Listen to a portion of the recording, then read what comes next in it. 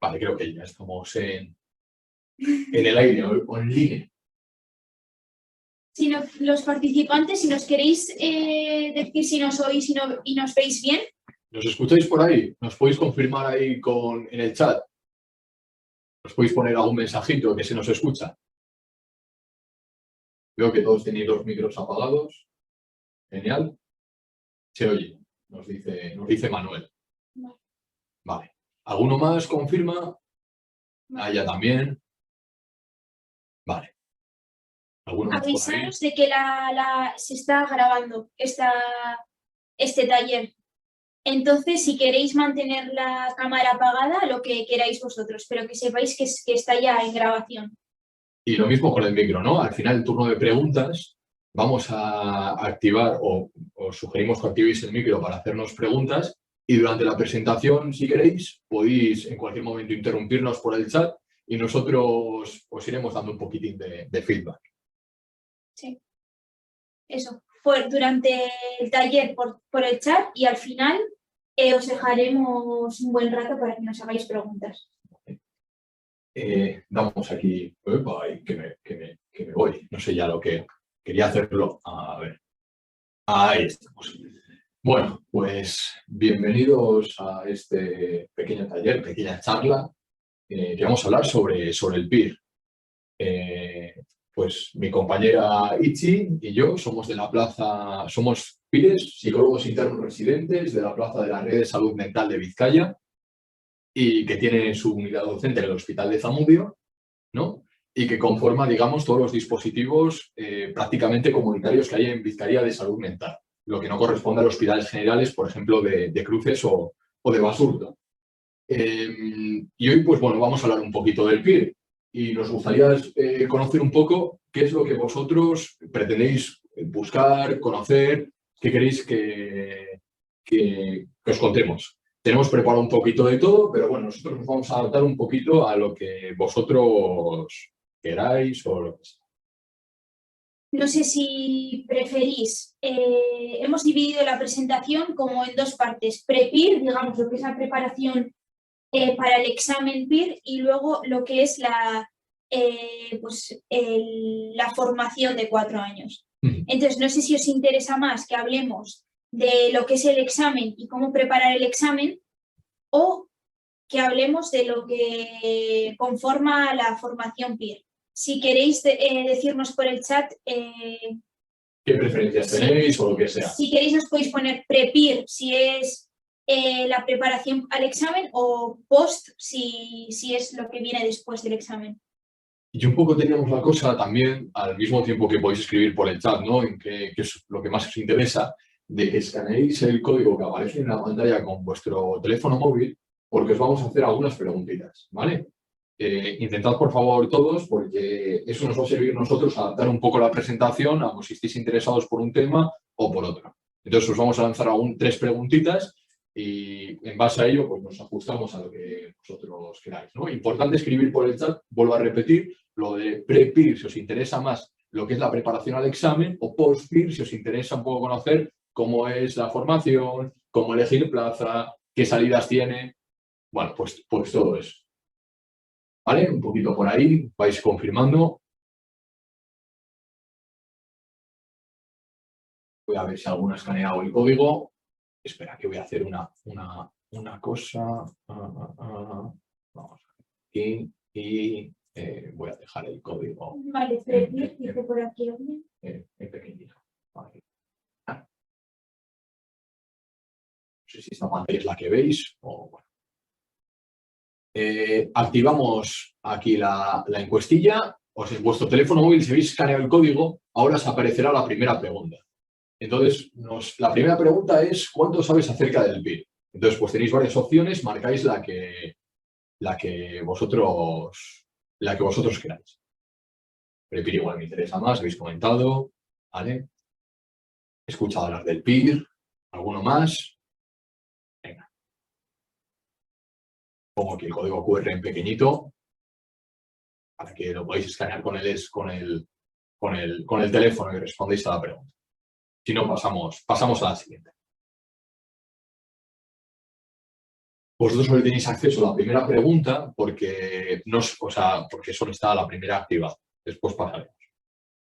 Vale, os damos unos segunditos y pasamos, porque tampoco vamos a detenernos mucho en este punto. Vale. Pasamos a la siguiente, ¿vale, chicos? Hola, yo la verdad que sé poquito, tanto del pre como del post, así que diría que las dos por igual. Bueno, pues hay ahí... Me interesa un poco que contestéis a esto, ¿vale? De qué sabéis del PIR. Vale. Pasamos a la siguiente. Pasamos a la siguiente pregunta. En vuestro smartphone no tenéis que cambiar nada, os aparecerá a qué os dedicáis. Eso es importante para nosotros también adaptar la presentación. Uno no se prepara igual el PIR o qué interés tenéis vosotros en el PIR.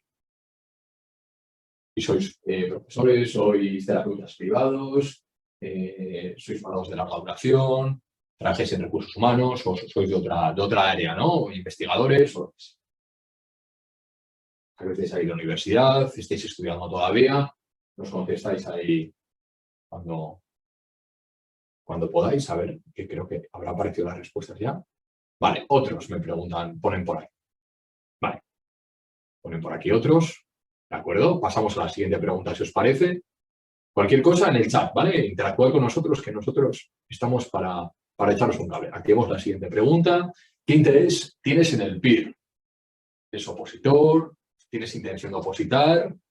O curiosidad, ¿no? Por conocer un poco qué es el PIR, ¿no?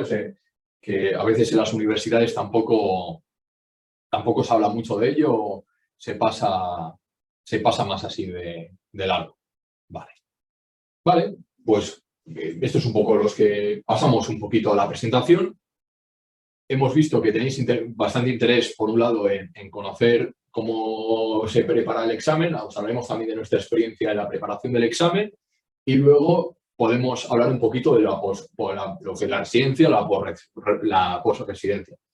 Nosotros somos residentes de segundo año, que igual no lo Son había. 4, así que estamos en la mitad. En la mitad, eso es. Pasamos a la siguiente. Y esto es un poquito los contenidos de los que vamos a hablar, el índice.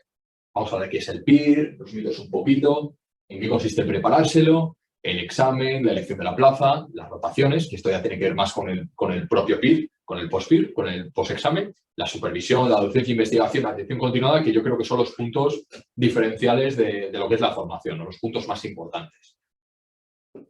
Os sonará muchas cosas a chino, pero iremos un poquito desgranando cada cuestión. Vamos a ver. ¿Qué es el PIR? El PIR es una formación especializada que aquí en España la lleva el Ministerio de Sanidad. En otros países, pues, puedes formarte como psicólogo clínico de forma privada. Los psicólogos clínicos pues, se dedican al área, son los psicólogos encargados de utilizar todos esos conocimientos aplicados al área de la salud, ¿no? La especialidad clínica, como digo, en este país la lleva a cabo el Ministerio de Sanidad en las diferentes unidades docentes que suelen estar a cargo de diferentes hospitales generales o de las redes de salud mental, ¿no? En este caso nosotros pertenecemos a una red de salud mental, pero podríamos pertenecer perfectamente a un hospital general. Bueno, el examen PIR, ¿no? Para acceder al PIR hace falta hacer un examen. Este examen se convoca una vez al año, ¿vale? Se lleva convocando desde 1994, tampoco tiene unos 28 años, tiene más o menos el examen. Al principio eran menos años de formación, comenzaron siendo 2. Conseguimos pelear y que fueran 3. Digo conseguimos desde la psicología clínica y al final hemos conseguido que sea 4 años como psiquiatría, ¿no? Que son nuestros compañeros en MIRES que coinciden con nosotros en la misma unidad docente, ¿no? En una unidad docente del hospital coincidimos MIRES, PIRES y también EIRES de salud mental. La formación especializada está dentro del programa de formación del Ministerio, que también se encuentran los médicos, los farmacéuticos, los biólogos, los radiofísicos, los químicos, digamos, todos los que tienen residencia especializada. La formación PIR es la formación clínica está más arriba en lo que viene siendo la formación especializada. y nos encontramos en el rango de funcionariado A1, que ahora mismo es el más alto y estamos junto a los médicos y los farmacéuticos en ese grupo, ¿no? Como en otro grupo, en el mismo grupo están los profesores de la universidad o los jueces en otro ámbito. Admitimos por ahí a...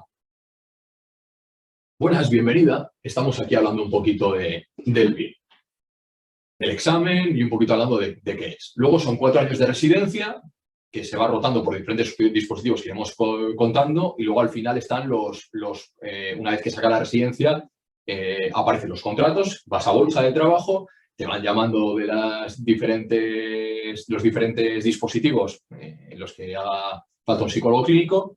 Y que no tiene por qué ser donde has hecho la residencia. No tiene por qué ser, o sea, puedes hacerla en cualquier otra parte. Es decir, nosotros hemos hecho la residencia en Zamudio o pertenecemos a Zamudio, pero luego podemos, puede ser que nos llamen para trabajar en Cruces, en Galdácano, en Basurto, bueno, los CSM son de... en Valdecilla, en La Paz, en el Clínic de Barcelona. Bueno, sí, incluso en otra comunidad autónoma. Eso es, efectivamente.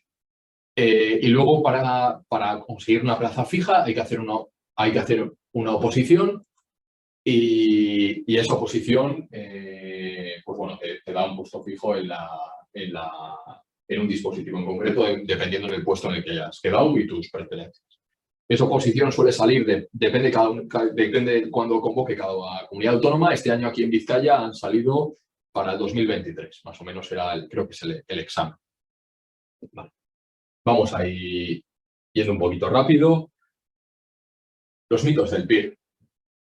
El PIR lo rodean muchos mitos, ¿no? Porque la universidad como tampoco es algo que se suele hablar. No sé si vosotros lo compartís, comentáis ahí por el chat si opináis pues, otra cosa, pero a mí por lo menos nunca me hablaron del PIR en la universidad. A mí súper poco también. Yo estudié en Deusto y mi compañero en Salamanca y a mí la verdad es que me hablaron poquísimo. Tenías que ir como rascando a ver quién sabía algo, cómo te podías un poco informar y yo dio la casualidad que una de mis profesoras, la única, una de ellas había sacado el PIR y le pregunté así un poco por academias y tal, y luego ya un poco directamente con la academia me fui informando un poco. Y sí que la sensación, como en la uni, ¿no? En mi promoción al menos era que ese examen nadie se lo sacaba, que era muy difícil. Entonces, como que nadie se interesaba mucho por ello. Entonces, de ahí el primer mito de que no se lo saca nadie, pero como veis, no es verdad, porque se lo sacan cientos de personas al año. 100 y pico. 200. Este año van a ser 200. O sea, que es posible, vamos. Luego, que el PIR solo vale para trabajar en sanidad pública. Pues no, porque vale tanto para la pública como para la privada. O sea, una vez acabas los 4 años de formación, puedes trabajar tanto en la pública como en la privada. Solo hospital tampoco, porque rotamos por distintos dispositivos. De hecho, la mayoría son comunitarios, de hecho estamos fuera, la mayor parte del tiempo. Ahora estamos en el ambulatorio, digamos. Eso es. 4 años ya al paro, tampoco. A mí sí que me parece importante, que era una de las dudas que yo tenía antes de sacarme el PIR, que yo tenía la idea de que tú te sacabas el PIR, hacías los 4 años de residencia y luego, si no te sacabas una OPE, no podías trabajar en la pública. Y no. Tú acabas los 4 años de residencia y puedes estar trabajando de donde te llamen, en el hospital, en el ambulatorio, donde sea, en cualquier otro dispositivo, sin tener plaza en propiedad. No está reñido. Tú puedes estar trabajando y no haber opositado para la OPE, que no sea la plaza en propiedad, y puedes estar así años. De hecho, ahora mismo se están convocando más plazas de psicólogos clínicos. De hecho, hay muchas plazas que se encuentran vacías porque ha habido psicólogos clínicos que se han jubilado y ahora prácticamente nos encontramos en un panorama muy diferente al que se encontraban hace 10 años o hace 15 años las personas que se tienen del PIR, ¿no? Que tenían dificultades para encontrar trabajo o a veces se encontraban en paro durante los primeros años. Ahora mismo prácticamente yo no conozco a nadie que no esté, si quiere trabajar. Una vez que hagas la residencia, lo normal es que te llamen a acabar para ofrecerte un contrato aquí en Osakidecha. Esa es la situación actual. No solamente bajas laborales, sino también excedencias, pero es que están saliendo muchos contratos. Sí. formación en cognitivo-conductual, ¿no? Que pensamos todos que uno de los mitos del PIR es que solo te forman en terapia cognitivo-conductual, ¿no? La realidad es que es totalmente falso. Hay profesionales de todos los modelos terapéuticos. Desde el psicoanálisis hasta terapias contextuales, también cognitivo-conductual, sistémico, más eclécticos. Más integradores, más humanistas. Es que os podéis imaginar cualquiera, ¿no? De hecho, mi impresión es que está bastante equilibrado. No te diría yo que hay un modelo predominante. Encima aquí en el País Vasco creo que el psicoanálisis es uno de los focos fuertes y podríamos decir que en otros lados es anecdótico la presencia del psicoanálisis. Aquí yo creo que es muy parecida a... Sobre todo en Basurto. Sí, en Basurto igual es más normal. El último mito, que es el típico, el que te venden en la universidad. Sí, que hacer el máster general sanitario es lo mismo que el PIR. Y vamos, que no tiene absolutamente nada que ver. O sea, es que me costaría encontrar similitudes. Lo cuenta Ichi, que se ha sacado el máster general sanitario y encima está haciendo el PIR. O sea, mejor persona no se lo puede contar nadie. El máster, pues no sé, es un poco continuación de la carrera, un poco repetitivo. No me da la sensación de que aprendas gran cosa y básicamente es pues como asistir a clases de la universidad, ¿no? En la que tú atiendes a una clase y luego tienes tu correspondiente examen y tal. Y el PIR pues son 4 años ejerciendo la profesión, digamos, y si no es ejerciendo, siendo observador con la correspondiente supervisión, que luego hablaremos de la supervisión que nos hacen durante la formación, que en algunos casos pues es más exhaustivo que en otros. Además, durante las prácticas del máster apenas no sueles tener mucha independencia, ¿no? No, yo en mi caso, yo las hice en IMQ y vamos, nada que ver con lo que es los 4 años de residencia. Al final el máster se ha quedado en el antiguo, no sé si algunos hicisteis la licenciatura, y se ha quedado en la antigua licenciatura. Al final, cuando hacías licenciatura antes, había la oportunidad de conseguir el habilitante clínico con el que te podías abrir o estar en una clínica privada, y ahora pues se traduce en que te obligan a sacarte el máster para conseguir esos créditos sanitarios suficientes para poder hacerlo. Avanzamos por aquí y nos encontramos un poquito con la preparación del examen. Sí. La preparación del examen, se suele hablar de ratios, es decir, cuántas personas se presentan al examen y cuántas plazas hay. Si más o menos se presentan cada año unas 4.000 personas, como veis ahí, libres, y las plazas convocadas, que este año son 230. Este año es el que más ha habido en la historia y ha sido una de las subidas más significativas de plazas PIR, ¿no? Parece que la tendencia últimamente, aunque algún año han bajado las plazas, es ascendente, como veis en pantalla, con alguna pequeña bajada puntual. Y bueno, pues parece que los compañeros de la Asociación Nacional de Psicólogos Clínicos y Residentes han peleado porque haya muchas más plazas en sanidad pública convocadas en el PIR, que hay hospitales se animan a tener más residentes, y nos encontramos con que el número de participantes de los últimos años se ha mantenido en unas 4.000 personas, incluso... ¿Se ha mantenido o ha descendido? Ha descendido ligeramente. Pero han aumentado las plazas. O sea que el ratio ha sido mayor. Sí, es decir, que más porcentaje de personas...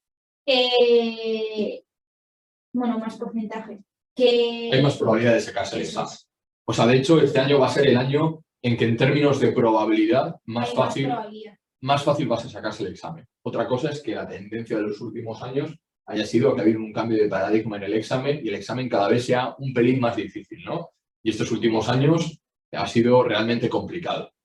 Para que lo veáis más claro, igual os ayuda. Los médicos más o menos se sacan se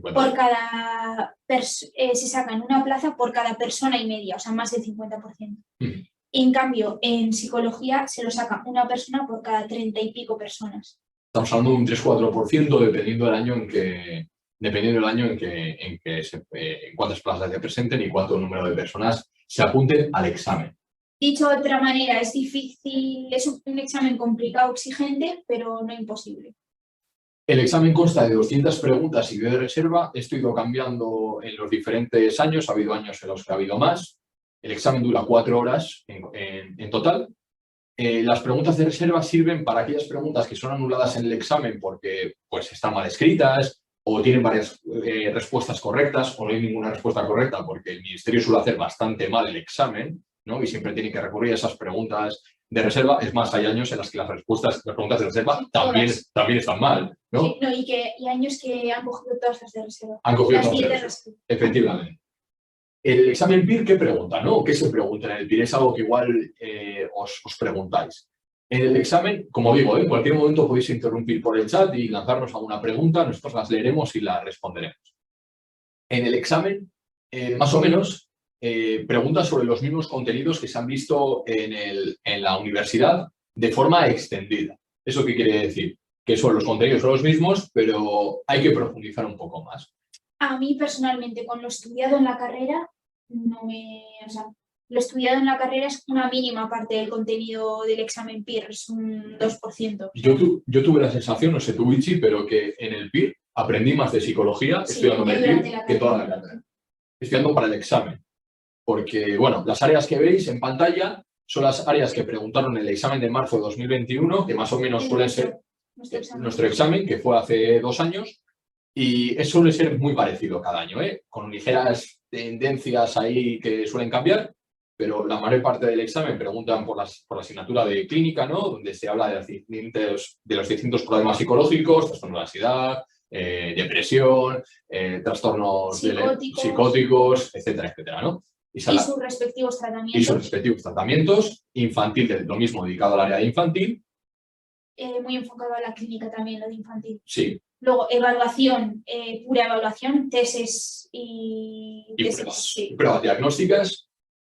Psicoterapias, pues un poco historia de la psicoterapia y sobre escuelas. Diferentes modelos terapéuticos. Psicopatología, pues la asignatura clásica de psicopatología de la carrera, de los diferentes fenómenos psicopatológicos. Esa igual es la más parecida a la carrera. Sí. Trastornos del pensamiento y todas estas cosas. Trastornos de la percepción, de la atención, de la memoria, del aprendizaje, todas estas cuestiones. La área de psicobiología, que es la clásica donde aparecen pues, neuroanatomía, neuropsicología, ¿no? Todas estas cuestiones, fisiología de la conducta. La asignatura de social, evolutiva, psicología evolutiva, experimental y estadística, y metodología, que viene agrupada en la misma área. Psicología básica, pues que correspondería a todas las áreas de atención, percepción, memoria, pensamiento, todas esas áreas que tanto nos gustaba estudiar, ¿no? Y el área de personalidad. Si queréis alguna cuestión, nos interrumpís, vuelvo a comentar. Mira, lo que hay ahí en la imagen es un ejemplo de la plantilla de respuestas del ministerio que uno va rellenando.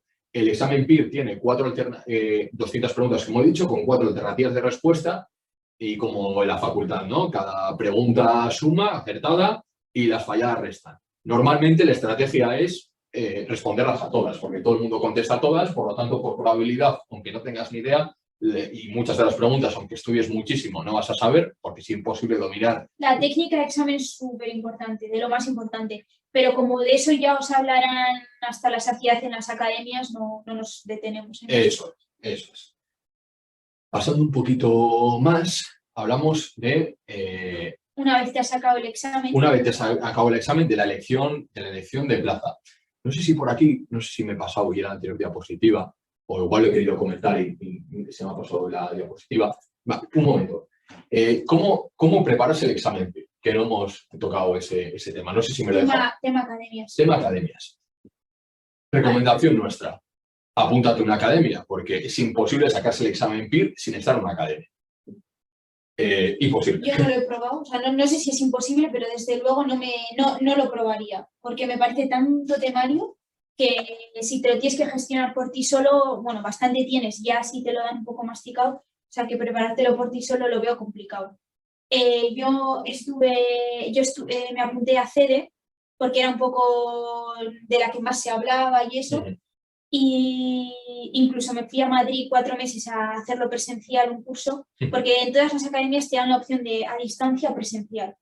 Ahora todavía hay muchas más modalidades que cuando yo estudié. Sí. Pero bueno, el caso es que yo hice a distancia y luego un poco presencial allí 4 meses en Madrid. Porque CEDE no tenía presencia física en Bilbao. En cambio, APIR, que es otra de las academias, sí que tiene. O sea que ya es un poco, la academia elegirla un poco dependiendo de vuestros gustos e intereses. Pero nosotros conocemos CEDE, APIR y Persever. Yo estudié en CEDE, pero como no me lo saqué a la primera, sí que luego fui ¿cómo se dice? Profundizando, no, como ampliando materia. Fui ampliando materia, entonces también empecé a hacer simulacros de otras academias, coger un poco de material de otras academias de lo que veía que en CEDE se quedaban un poco cortos. Fui haciendo como una combinación de varias. Y como yo estudiaba en la biblioteca y había una chica que estudiaba en otra academia, en APIR, pues nos como que mezclábamos un poco lo suyo con lo mío y nos compartíamos los simulacros y tal. Y luego veíamos que Persever también tenía simulacros buenísimos y entonces comprábamos los simulacros de Persever porque se pueden comprar, como de cada academia tú puedes comprar cosas aparte. Puedes apuntarte a una clases presenciales porque te gusta el profesor, en otra comprar los simulacros y en otra la plataforma online, por ejemplo. ¿Y tú te preparaste en Persever? Bueno, fundamentalmente una cosa importante de decir es que hay dos estilos de academias. Unas academias te preparan por los manuales de referencia, entonces aquellas personas que sois que encajáis mal, yo lo veo así, ¿no? Pues con el rol de estudiante, de chapar, de hacerse vuestros propios apuntes, quizás encajáis más en esta modalidad de estas academias y otras academias que tienen resúmenes propios de estas asignaturas y que quizás sea una forma más fácil de introducirse a la preparación del examen. Sí, es como que algunas academias ya tienen sus propios manuales. Sus propios apuntes. Y en otros te los haces tú. Eso es. Y en otros te dan como, digamos, la referencia o la bibliografía y tú te gestionas un poco. Y es para gustos. Yo, por ejemplo, prefiero que la academia me dé sus manuales y en base a eso yo ya ampliaré de lo que me apetezca o crea que voy un poco peor. Normalmente lo que hace la mayoría de las personas es apuntarse a una academia de manuales, o sea, de resúmenes, y después va ampliando, o bien porque se apunta a la academia de manuales de referencia o porque de forma totalmente voluntaria te buscas alguno de los manuales de las diferentes asignaturas que veis en pantalla e intentas ampliar los resúmenes de esas academias. Hay gente que es más ansias y le gusta más ampliar, como es mi caso. Hay gente que es menos ansias y que con el resumen vale. En YouTube hay muchos vídeos de personas que se han sacado el PIR que cuentan su historia de cómo se lo han preparado y yo creo que hay tantas formas de sacarse el PIR como historias. Hay gente que trabaja, hay gente que hace la tesis, hay gente que está apuntada en un máster, hay gente que estudia a tiempo completo en casa de sus padres y gente que se va a otra ciudad a estudiar y todas las alternativas son buenas. Sí. Hay gente joven, hay gente mayor, con hijos. Hay un montón de... Y en YouTube, si os metéis en CEDE o en APIR, que hacen vídeos de estos, vais a encontrar un montón de vídeos de cómo la gente lo ha hecho. Las academias más famosas, por decir los datos que a mí particularmente me da un poco igual mencionarlas, son APIR, CEDE, Persever, Adelante, PIRES y por lo menos es lo que están ahora mismo. Sí, porque Foco ha desaparecido. Y luego el resto han desaparecido o han ido cayendo por el camino. No sé si hay alguna ahora mismo más pequeñita y tal, no lo desconozco. Esas son las principales, más o menos. Luego, algo que me parece interesante para preparar el examen son los simulacros que he hablado, que son, pues simulan el examen con el mismo número de preguntas, con una distribución de áreas parecidas a la que te puedes encontrar, que yo creo que es una de las principales focos de la preparación, hacer muchos simulacros, hacer muchas preguntas, porque al final es lo que vas a hacer el día del examen. Muchas veces esto no es aprender más de psicología, es aprender a sacar el examen. O sea, eso es fundamental. Sí. Yo creo que mucha gente se cae por el camino, muy buenos estudiantes, gente muy inteligente, porque no saben quizás enfocar esa cuestión a centrarse más en lo que es el examen que otra cosa. Vale, pasamos si queréis a lo siguiente y hablamos un poquito de una vez que uno sacó la plaza. Luego si queréis cualquier pregunta nos decís. Yo he puesto, bueno, Hemos puesto aquí lo de los que hay 128 ahora mismo unidades docentes en España y sobre unas 231 plazas ahora mismo de las que hay convocadas. Esto el año que viene puede ser de otra forma, o sea, cada año va variando, pero para que hagáis una idea. Y para nosotros estos son los criterios que nosotros emplearíamos si nos hemos sacado plaza en el examen, es decir, si se elige plaza por el número de orden, es decir, según cómo hayas quedado respecto al resto en el examen. Algo importante es que el 90% de la puntuación corresponde a cómo has hecho el examen y el 10% corresponde a tu nota media de la carrera. Mi experiencia y la experiencia de Ichi es que con una nota de carrera normal, incluso baja, se puede sacar el examen. Lo importante es el examen. Sí, es que es 90% examen, 10% notas de la carrera. Uno se puede paranoiar. Es que solo he tenido una mala suerte o no he estudiado tanto, mi universidad era muy dura y tengo una mala nota, ¿no? Una mala media. La realidad es que si tienes una mala media es la que es, ¿no? Eso no se puede cambiar, ¿no? Pero intentar hacer mejor el examen es lo que al final cuenta más, ¿no? Sí. Y si uno hace bien el examen, la nota media es verdad que puede estar ahí, subirte 10 puestos, 5 puestos, 7 puestos, pero fundamentalmente es el examen lo que te hace entrar o irte fuera, ¿no? Excepto alguna excepción que siempre la hay. Para nosotros, estas son las 6 cuestiones por las que yo elegiría una plaza. Sí. Yo creo que ciudad es la que a la gente más la que más peso tiene a la hora de elegir la plaza, ¿no? Si te quieres quedar en tu ciudad o no. Bueno, y si te da la nota, claro. Porque imagínate, a este año hay 230 plazas y tú has quedado el 200, pues para cuando te llegue a ti el turno de elegir plaza, lo que te quede, claro. Pero bueno, eso, ciudad. Normalmente la gente o se suele quedar en su zona por sus motivos personales, de pareja, amigos, etcétera, etcétera. Y si no, Madrid, Barcelona y Valencia. Madrid, Barcelona y Valencia, que son donde está el grueso fuerte de los PIRES, donde están los hospitales más potentes, por así decirlo. Aunque luego hay mucha leyenda, ¿no? De que cuando entras... Por ejemplo, para quedarte en Vizcaya, no sé si es vuestro caso, pero si os gustaría, no habría ningún problema. En nuestro año no, es verdad que el año siguiente ha estado un poquito más complicado. Sí, el año siguiente de nuestras residentes pequeñas estuvo más complicado porque justo coincidió que lo eligieron las 20 no sé cuánto, o sea, 20 algo y 20 algo también. Nuestra plaza este año ha sido elegida en las posiciones primeras, otros años más bajitas. Sí, años atrás al nuestro, parecido al nuestro, que hasta el 100 y mucho no se cogía Vizcaya. Varía mucho. Sí, incluso Donosti fue la última plaza, ¿no? Sí. La última en elegirse. Rotaciones. Una cosa que a mí yo creo que es otro punto importante es las rotaciones. Si yo estoy interesado en tratar trastornos de conducta alimentaria, si yo estoy interesado en primeros episodios psicóticos, si yo estoy interesado en discapacidad intelectual, si yo estoy interesado en lo que sea. Si estás interesado en conducta alimentaria, pues igual te vas a Valdecilla, Santander, y no te vienes a Vizcaya, que no hay ningún dispositivo específico de eso. Es importante saber esas cosas. Si tu prioridad es adicciones, pues irás a una ciudad donde haya más rotaciones de adicciones o tenga fama de formar bien a los residentes en ese área. Por ejemplo, aquí en Vizcaya tiene fama de la unidad de primeros episodios psicóticos porque hay varias unidades muy potentes de España. Si te interesa el tema de la psicosis, pues es de los sitios, ¿no? O incluso infantil, yo creo que es de las plazas que más horas tiene en infanto juvenil también. Sí. Y luego adicciones manuales también suele venir bastante gente. Adicciones también suele ser aquí famoso. Bueno, hay diferentes cosillas. Sí. La supervisión, docencia e investigación, hablaremos un poquito luego de cada punto y luego creo que es un criterio fundamental para la hora de escoger una plaza y luego el sueldo. El sueldo dicen que aquí en el País Vasco es de los más altos de España, pero bueno, más o menos 200 euros, ¿no? Sí, más o menos 200. También hay que contar que la vida aquí es un poquito más cara. Y luego hay excepciones. Por ejemplo, Talavera de la Reina es un sitio donde hacen guardias que luego comentaremos y suele tener un sueldo como más alto. Y normalmente todos los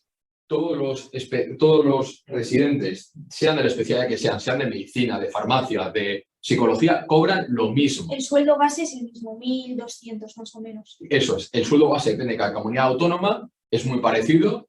Pero... Y a medida, no hemos dicho que de R1 cobras, imagínate, como 1.200 y a medida que te vas haciendo más mayor, R2, R3, R4 se va subiendo un poquito el sueldo. Eso, se va subiendo. Sí, que el mayor salto es de R2 a R3. Se va subiendo el sueldo. Eso es.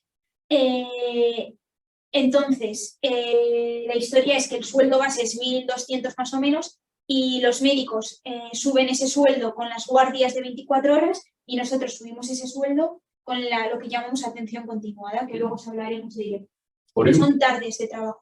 Vamos a intentar ahora ir un poquito más rápido porque para que dé tiempo al turno de preguntas y yo creo que eso es más interesante. Esto es un ejemplo de las rotaciones que es el nuestro, de nuestras rotaciones, pero es muy parecido de un hospital a otro. Volvemos a lo mismo. Un hospital tiene unas rotaciones y otros tienen otras. Pero esto tiene una solución, porque todas las plazas tienen dos rotaciones especiales, que es la rotación libre en la que puedes ir a cualquier hospital de España y del mundo en el que te admitan a hacer una rotación específica. Yo, por ejemplo, voy a intentar ir al Centro de Investigación de FOA y FOA de Trauma Psicológico en Filadelfia, en lo que han ido algún residente, otros van a Argentina, otros van a Australia, otros van a Reino Unido, a rotar por algún centro de estos. Se puede ir a cualquier centro de España también. Y luego la rotación específica.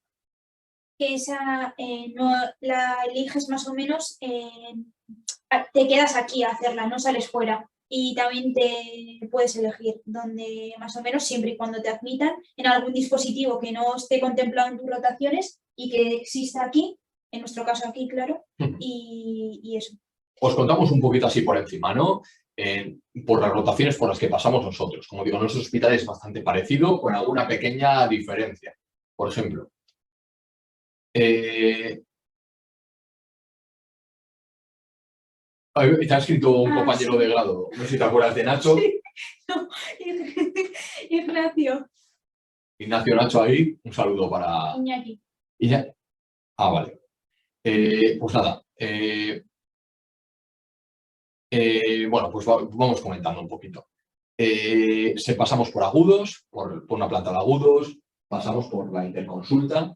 La interconsulta es una unidad en la que se ve pues, enfermedad orgánica principalmente, ¿no? Y se atienden los problemas psicológicos derivados de enfermedades orgánicas. Yo en Zamudio estaba en la unidad de agudos y Pedro en rehabilitación. Son pacientes, bueno, en tu caso, crónicos, psicóticos de larga data, más que nada. Trastorno mental grave, fundamentalmente. Y yo, pues, una unidad de agudos tal cual, como la que hay en Cruces o en Galdacán. Y luego lo otro amarillo haríamos al revés. Pedro al final de la residencia se iría a agudos y yo a rehabilitación. Estamos en la interconsulta, estamos en el CSM. El CMSM son las consultas externas clásicas de lo que todo el mundo conoce como el psicólogo en el ambulatorio. Estamos también en atención primaria, donde la población pues, no es de una patología mental es una patología mental más leve o trastornos adaptativos. El CSM infanto-juvenil, que son consultas externas de infanto-juvenil. La rotación libre que hemos hablado, la rotación específica también. Primaria, en nuestro caso con el médico de atención primaria, en otras comunidades autónomas con psicólogos, que hay psicólogos de atención primaria, y esto es una batalla que tenemos entre manos, que aquí en Osakidetza hay psicólogos de atención primaria. Y eso, ¿no? Y luego, ¿cuál queda? ¿Adicciones? Neuropsicología, efectivamente. Gorliz, que se hace en Gorliz, en el hospital de Gorliz o en el hospital, bueno, en Aitameni, que es privado. Es el único sitio privado, ¿no? De todas las rotaciones. Y adicciones en Baracaldo y el TAC, el asertivo comunitario, que bueno, es solo un mes. Es un mes donde vas a la casa de los diferentes pacientes y les atiendes en casa. Son pacientes sobre todo con trastorno mental. Ahora nosotros estamos en lo naranja, en el Centro de Salud Mental. Eso es la rotación más larga, que es en el CSM. Suele ser 11 meses, un año, dependiendo un poquito cada hospital. Os hemos puesto el ejemplo del nuestro, pero bueno, lo podéis extrapolar a cualquiera. Vale. La supervisión.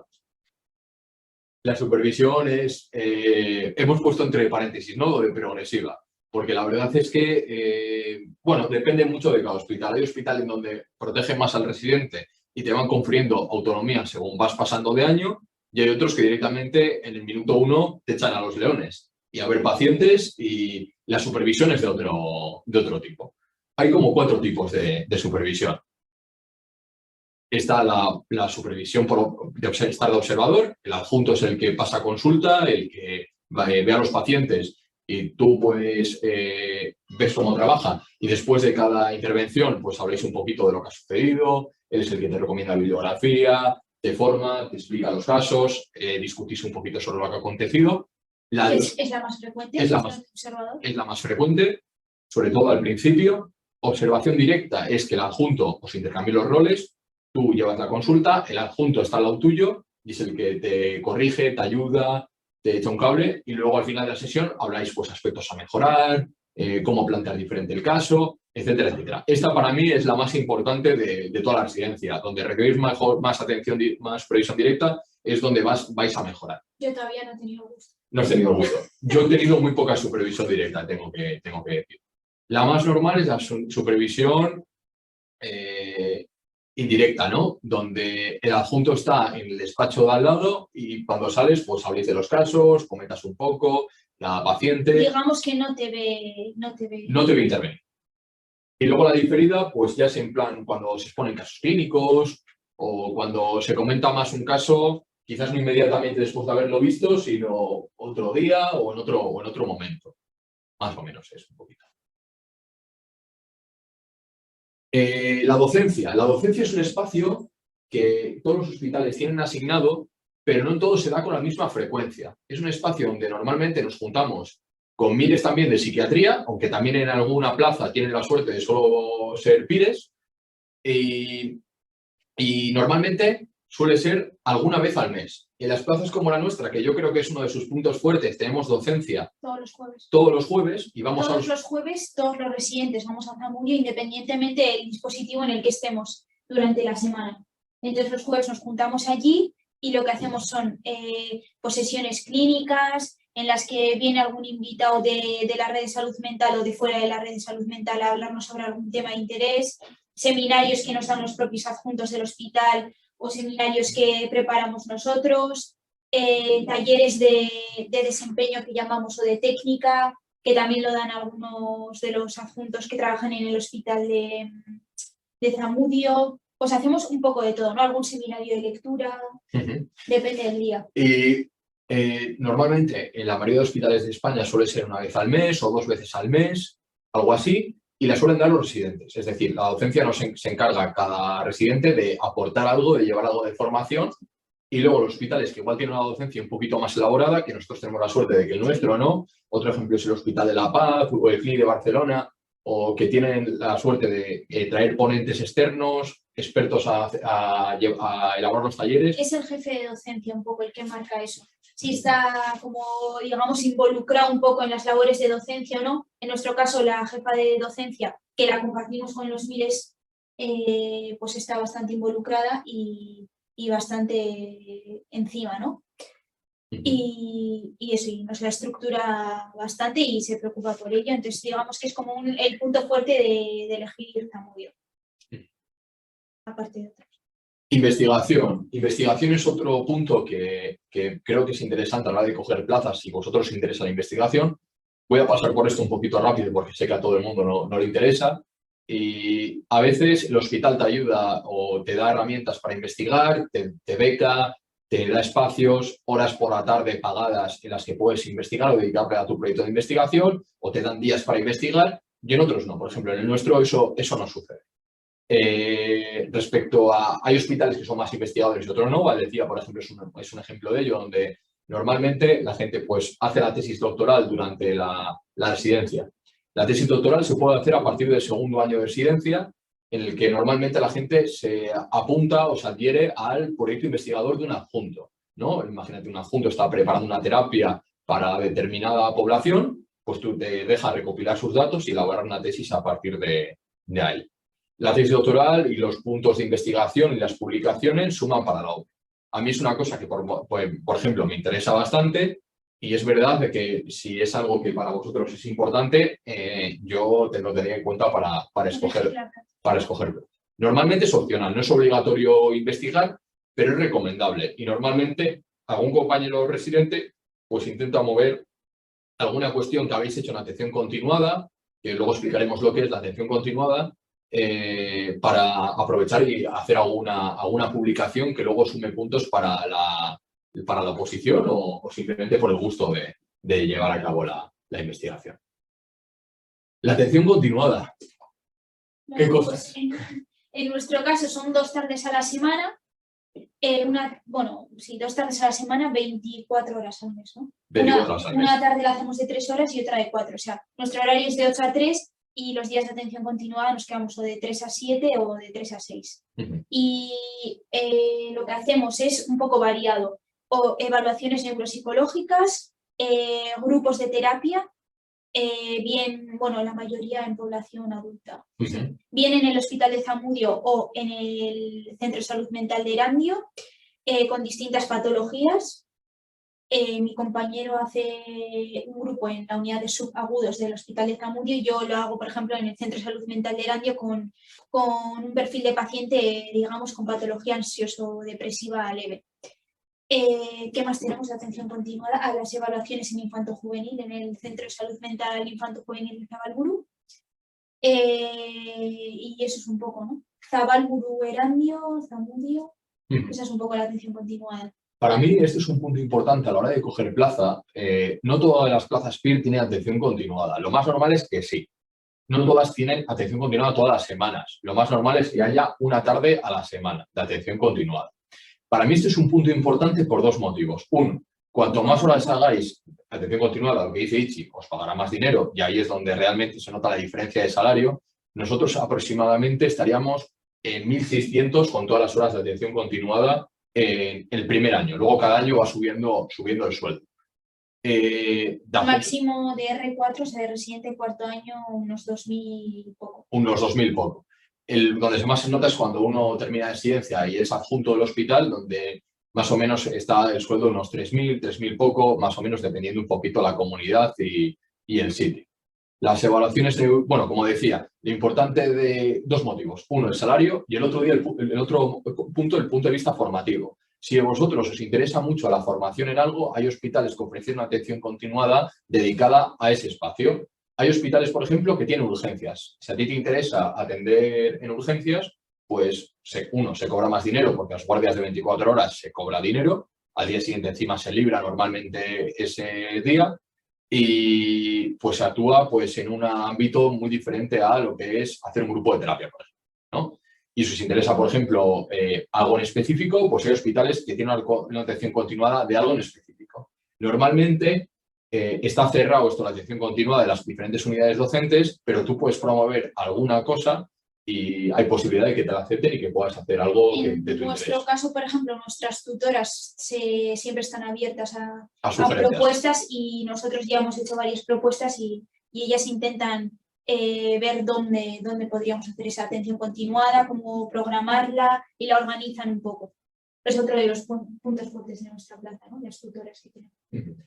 La figura del tutor es una figura que está acompañando durante toda la residencia, es decir, tenemos cada uno una tutora para... Hay 2 para todos los PIRES. Hay 2 en nuestro hospital para todos los PIRES. Cada uno tiene un tutor asignado que es esa persona que te acompaña durante toda la residencia independientemente en qué dispositivo estés.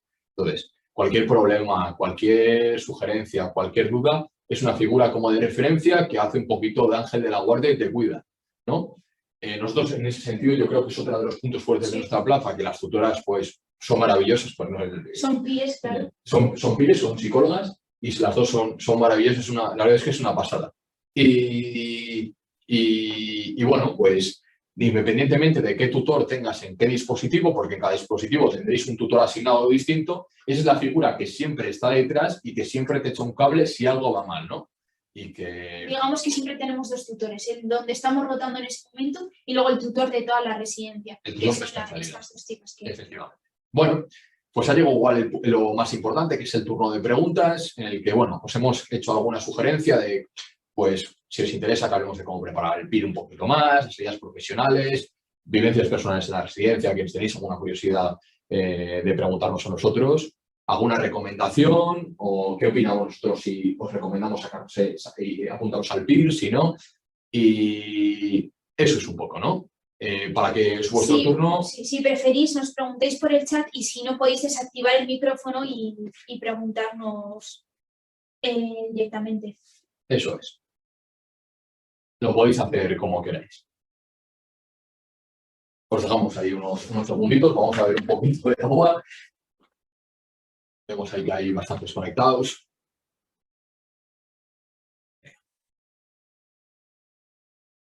podéis arrancar con alguna preguntita que os interese, algo que os llame la atención. Si no, ¿cuánto tiempo estuviste en la academia para preparar el examen? Pues pregunta típica. Eso depende mucho de cada persona, pero dicen que la media está, o al menos en CEDE siempre dicen que la media es 3 años y medio. Y 3 si años 3 y y medio no es posible, pues lo normal es estar o 3 o 4 más o menos, y yo estuve 4 años. Y yo estuve 3, o sea que tienes el claro ejemplo de que estamos en la media total de años. También depende de cómo quieras compaginar, si lo quieres compaginar con el máster o con trabajo o dedicarte exclusivamente a estudiar, es que depende mucho. Normalmente el ciclo de apuntarte al PIR está, más o menos se empieza a estudiar hablamos de un año normal, ¿no? Nuestros años con COVID. Normalmente el examen es en enero y se empieza a estudiar en marzo y, bueno, pues en marzo hasta enero suele ser la temporada de estudio, unos 10 meses son. O incluso en julio después de acabar la carrera. O cuando se acaba la carrera, pues claro, en julio suele ser como lo normal. Lo que pasa es que de julio a enero es muy poco tiempo como para sacártelo a la primera. Sí, hay excepciones y siempre hay gente que se lo saca a la primera, ¿eh? O sea, la media es 3 años y medio, pero recordemos, la media es un poquito trampa, porque solo se cuenta la gente que se sacó el examen. Hay mucha gente que lleva estudiando 6, 7, 8 años, o sea que, y no se lo sacan, que igual es la minoría, porque la gente acaba dejando de estudiar. En CEDE había unos cuantos que a la séptima y así. También porque la habían compaginado con otras cosas. Cada uno tiene su historia personal y ¿cómo son las relaciones Y aquí, esta pregunta es muy interesante también, porque hay de todo. El ambiente, por ejemplo, que hay en Cruces no tiene nada que ver con el ambiente que hay en Zamudio. El ambiente de Cruces es mucho más hostil, psiquiatras y psicólogos hay como una rivalidad. un poco estúpida además? Sí. En cambio, en Zamudio hay menos rivalidad, aunque también hay de vez en cuando algún no sé, como rifirrafe. Tengo que decir que los psiquiatras tienen más movidas entre ellos que con nosotros, porque suelen tener bastantes movidas entre ellos por las guardias. Entonces, ¿qué le toca a qué guardia? Yo te la cambio a ti. Suele haber bastantes movidas en ese sentido. Es verdad que los psicólogos siempre en el hospital tenemos la figura siempre de caballito blanco. Y de ir por detrás también un poco. Sí. Es verdad que sigue un poquito el psiquiatra cortándose las medallitas, ¿no? Y son los que llevan un poquito la voz cantante de las unidades. Casi todos los jefes de las unidades son psiquiatras. Eso es algo que me parece importante cambiar. Y los jefes de los servicios no tienen por qué ser psiquiatras. Es algo que va cambiando, ¿no? Y es verdad que, por ejemplo, Cantabria, bueno, pues algún psicólogo ocupa un cargo en sanidad pública, pero de primera línea, ¿no? Y, o sea, que dependiendo de cada comunidad, incluso en alguna comunidad que la jefa de servicios es enfermera y no es psiquiatra, pero bueno, los psiquiatras son los que, aunque somos de la misma categoría profesional, o sea, legalmente estamos al mismo nivel en la toma de decisiones, la realidad es que, bueno, el psiquiatra tiene un rol como más protagonista, sobre todo en el ámbito hospitalario, y bueno. Yo creo que a medida que vayamos siendo más, que es lo que pasa año tras año, pues eso irá cambiando. Porque al final ellos son mayoría y quieras que no eso afecta, pero cuando al final igualemos, pues será distinto. La tendencia es que ahora mismo hay más psiquiatras que psicólogos en casi todas las comunidades. Un ejemplo... no hemos dicho esto, que cada año, por ejemplo, en Zamudio, en nuestra plaza entran 3 MIRES y 2 FIRES. Vale, eso para que es un ejemplo, que eso es lo común, que siempre entre más MIRES que FIRES.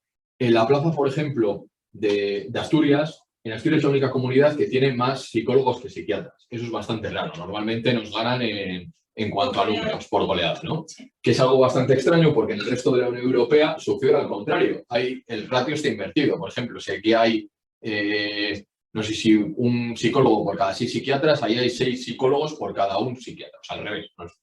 Para que os hagáis una idea. No sé si tenéis alguna pregunta más o si hemos contestado como os gustaría o si nosotros nos enrollamos no será por responder.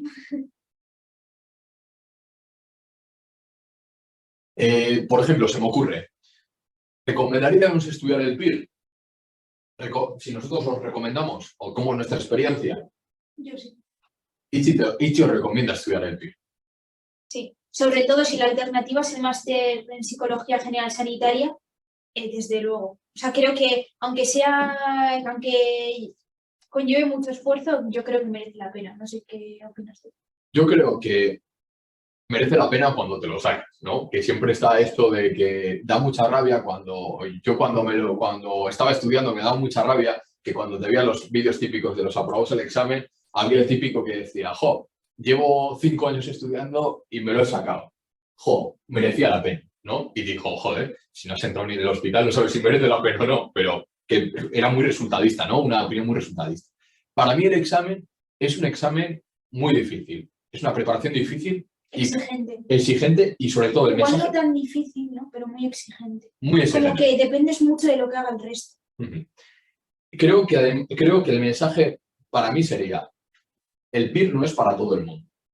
Creo que si no, el PIR durante muchos tiempos es muy solitario, un estudio en solitario, es muy duro, y si no tienes una vocación muy clara, porque eso es lo que tú quieres realmente, es muy difícil que, no igual que te lo saques, pero sí que te acabes frustrando, que es lo más habitual. Lo más habitual es no sacárselo, solo se lo saca el 3%.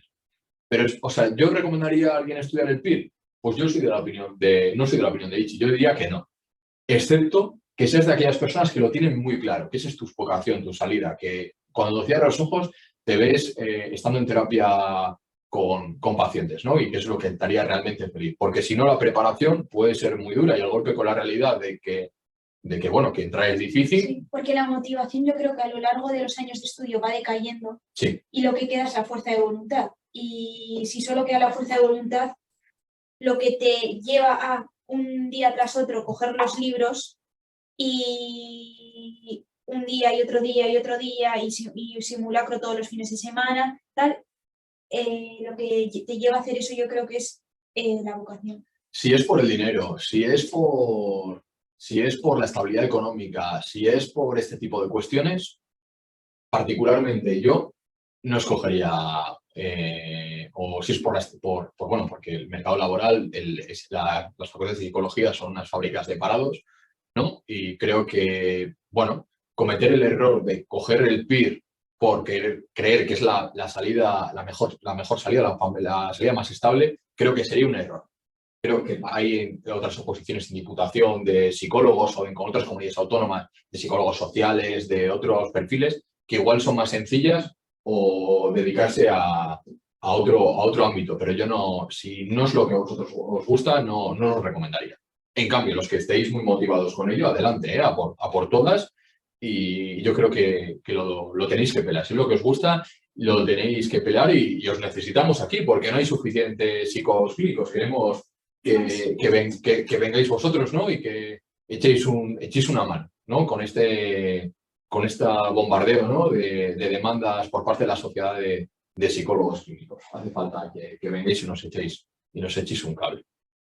No sé si tenéis alguna pregunta más. ¿Cuántas personas inscritas no se presentan al examen? Suelen ser entre 400 y 500. Eso es más o menos las cifras que casi todos los años se barajan. Este año hay 4.000 inscripciones aceptadas y de esos 4.000 irán pues 3.600. Sí, 400, 500, depende del año, varía un poco, pero suelen estar entre esas cifras, casi siempre. Unos años un poquito más y otros años un poquito menos. Luego, una cosa importante son las salidas profesionales. Como decíamos, podéis estar en la pública o la privada. Los centros privados, por lo general, pues a más titulación, pues prefieren tener a gente con más titulación y independientemente de lo que te paguen, ¿no? Que igual en la privada suelen ser los sueldos un poquito más bajos en términos generales, a menos que te vaya muy bien, ¿no? Que tu centro de terapia sea bueno, y puedas tener un volumen importante de pacientes. Como digo, puedes trabajar desde un hospital de día, centro de adicciones, centros especializados de cualquier patología prácticamente. Hay hasta unidades de deshabituación tabáquica, o sea, imaginaos cuántas salidas hay. O sea, prácticamente cualquier cosa que os imaginéis dedicada a una patología en concreto o a un grupo de patologías en concreto, pues existe más o menos.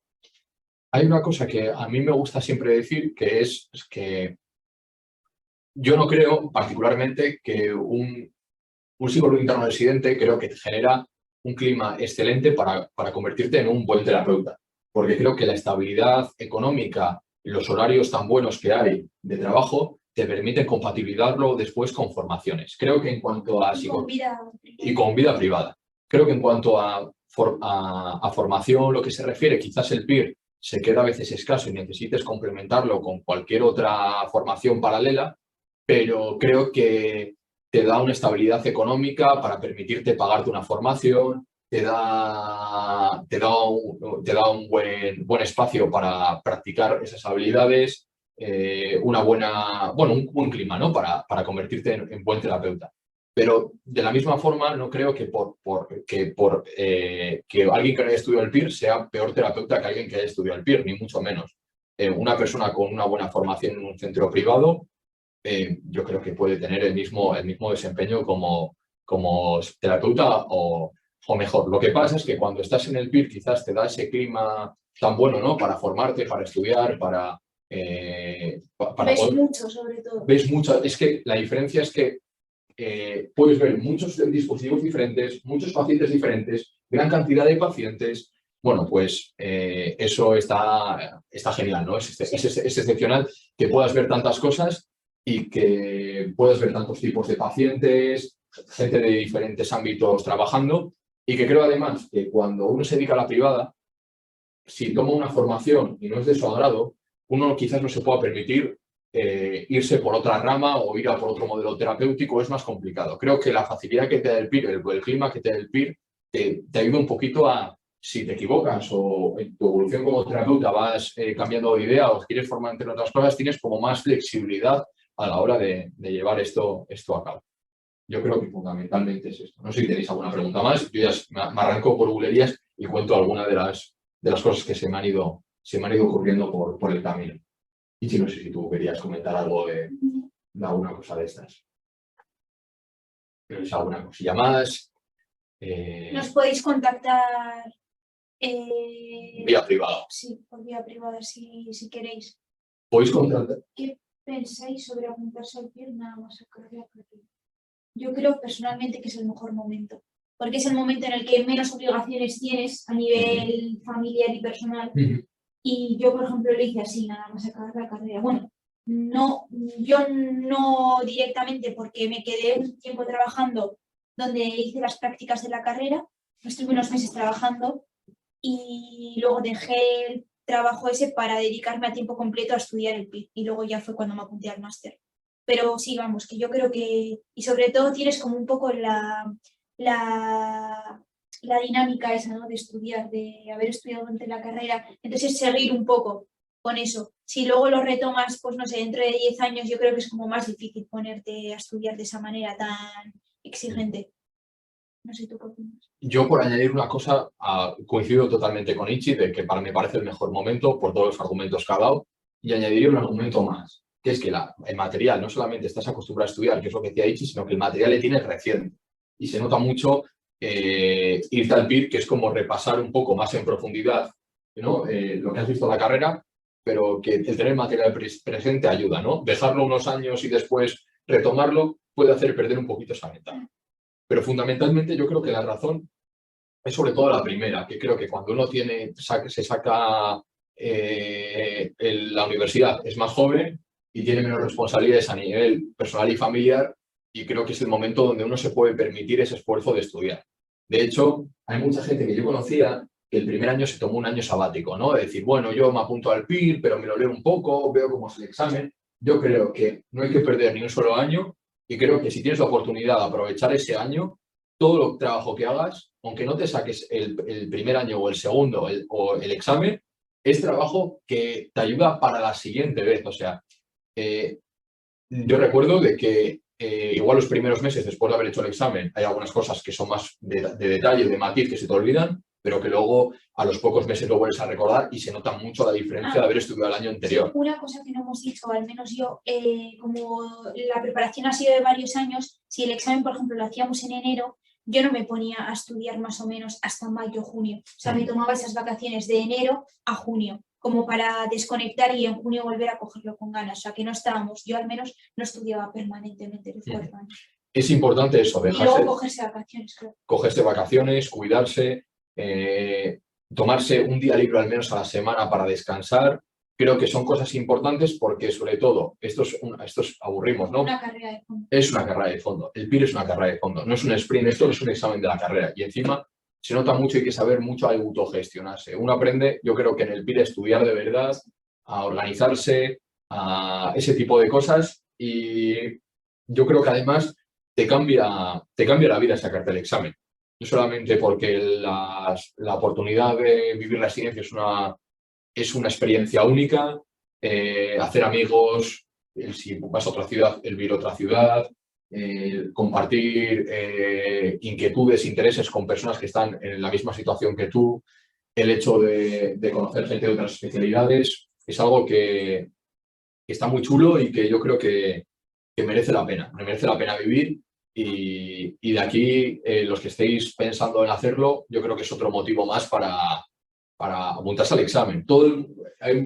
Yo recuerdo que los profesores de las academias decían que el mejor periodo de su vida había sido el periodo en que eran residentes, ¿no? Que el hecho es como vivir una universidad, pero cobrando, ¿no? Cobrando y trabajando, y yo creo que es muy placentero. La verdad es que te llena mucho, ¿no? Ver cómo todo el esfuerzo ha valido para algo, el ver que... Y sobre todo pacientes muy interesantes. Ver los pacientes, el hecho de que te compartan sus historias, de poder ayudar, es muy satisfactorio cuando un paciente se va de alta. Yo creo que eso es impagable. Yo creo que eso va por encima de los argumentos, de todos los argumentos que hemos dado antes. Por encima de todo, yo creo que podría estar eso. Son 6 y 11. Si no tenéis ninguna pregunta más, vamos acabando. Vale. No sé si tenéis alguna pregunta más de última hora que nos podéis, que nos decís, que os parezca interesante preguntarnos. Si os interesa alguna vivencia más particular de nuestra experiencia como residentes, que hemos intentado contar alguna cosilla, recomendaciones de temas de academia, de cómo prepararse el examen, de este tipo de cosas, si tenéis alguna. Bueno, podéis comentar, damos ahí un minutillo más y comentamos un poquito el contacto por si quieren contactar con nosotros, si tienen alguna duda. No tenemos ningún problema en que nos mandéis vuestros mensajes y vuestras preguntas.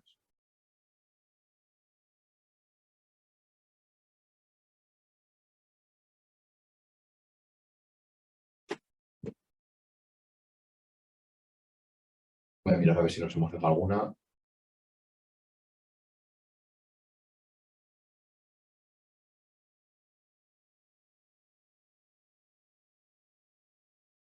Un poquito. Mira, tienen ahí tu email. Os dejo la pantalla durante este último minutillo por si queréis comentar algo. El chat mío. Mi mail, Ichi pone también el suyo por ahí, por el chat, por si queréis escribirle. Es el email corporativo y bueno, pues cualquier duda, cualquier sugerencia, pues intentaremos echar un cable en lo que podamos.